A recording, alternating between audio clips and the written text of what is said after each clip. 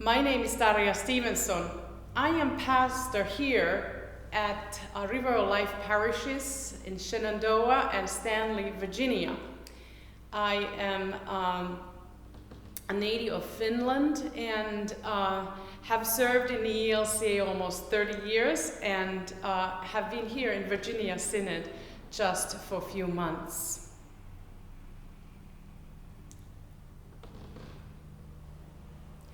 The Holy Gospel according to St. John, the 15th chapter. Jesus said, "As the Father has loved me, so I have loved you. Abide in my love. If you keep my commandments, you will abide in my love, just as I have kept my Father's commandment and abide in his love. I have said these things to you, so that my joy may be in you, and that your joy may be complete. This is my commandment, that you love one another as I have loved you. No one has greater love than this, to lay down one's life for one's friends. You are my friends if you do what I command you. I do not call you servants any longer, because the servant does not know what the master is doing. But I have called you friends, because I have made known to you everything that I have heard from my Father. You did not choose me, but I chose you. And I appointed you to go and bear fruit that will last, so that the Father will give you whatever you ask him in my name. I am giving you these commands so that you may love one another." The Gospel of the Lord. Praise to you, O Christ.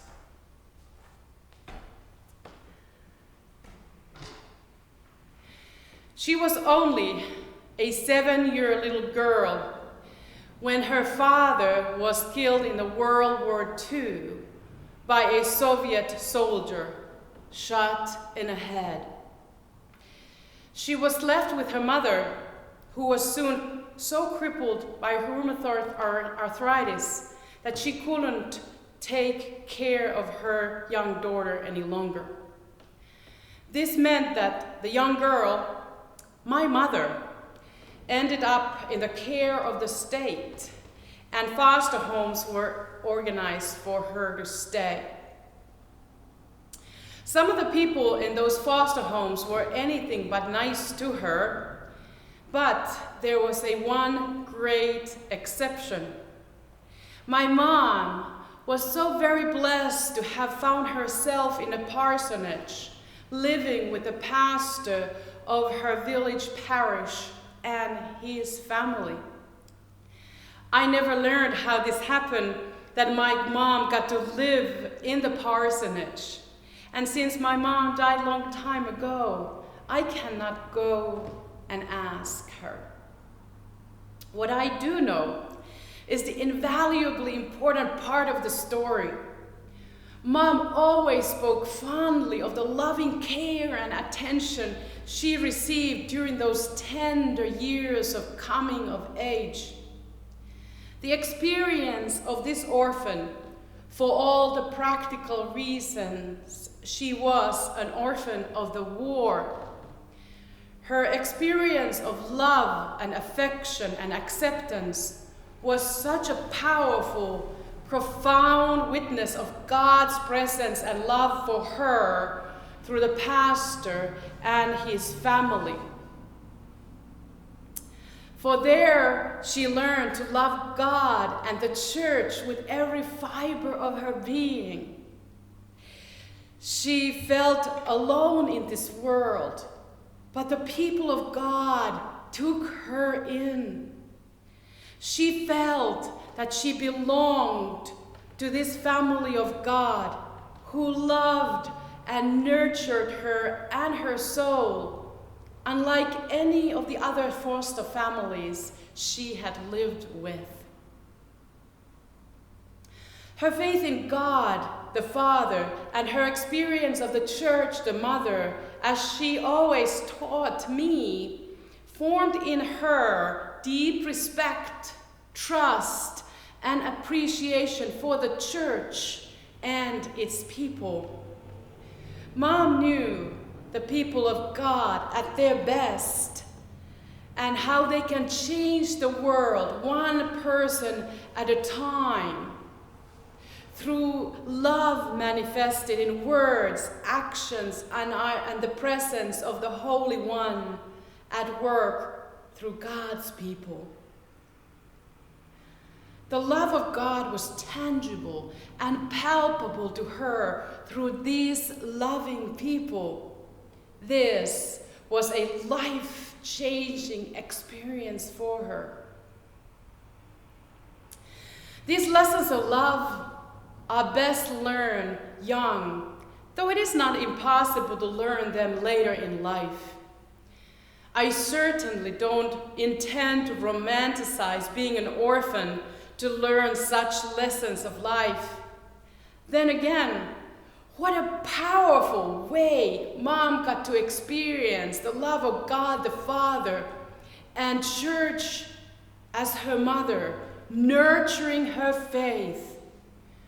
Mom's experience of loving God and loving Christian people was so profound that nothing could ever take her from that deep appreciation she held for church and its people. Mom always spoke of God the Father and as the Creator, and church as the mother that nurtures our faith. The church has been described as the mother who nurtures us from the early days of the Christian church. And to use this image as an expression and manifestation of Christian love on this day when we celebrate mothers is more than an appropriate one. Every one of us has a mother who gave us life. Some of us are fortunate to have had a loving and nurturing mom. Then again, if we were not so blessed, God gives us the church where we can experience the love we may be felt left yearning for at home. Martin Luther also taught already some 500 years ago that in Christian community, every adult is a parent, every woman is a mother, and every man is a father for the young people in our midst. And obviously, we all are brothers and sisters and siblings to one another.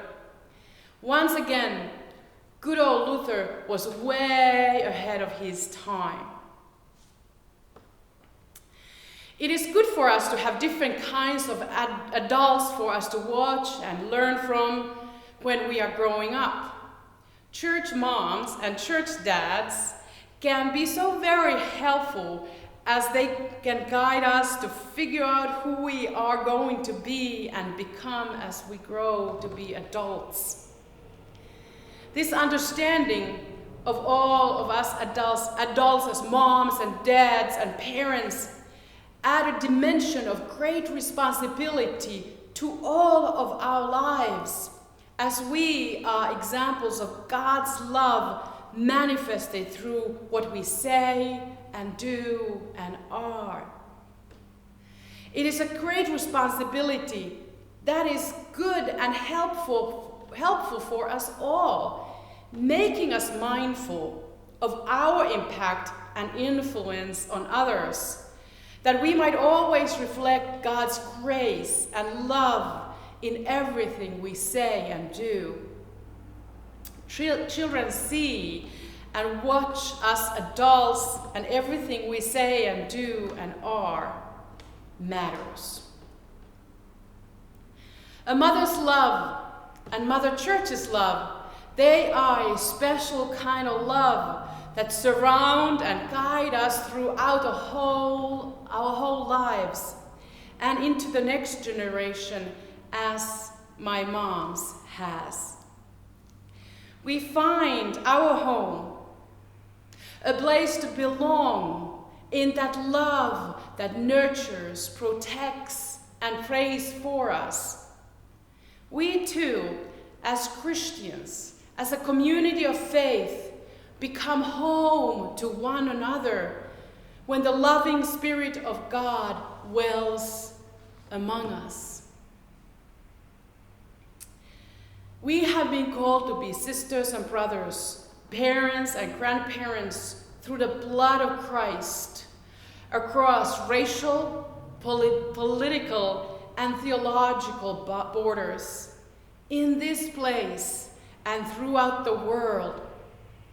This is a beautiful thing, that we can be family and home to one another when we love one another as Christ has loved us. Amen.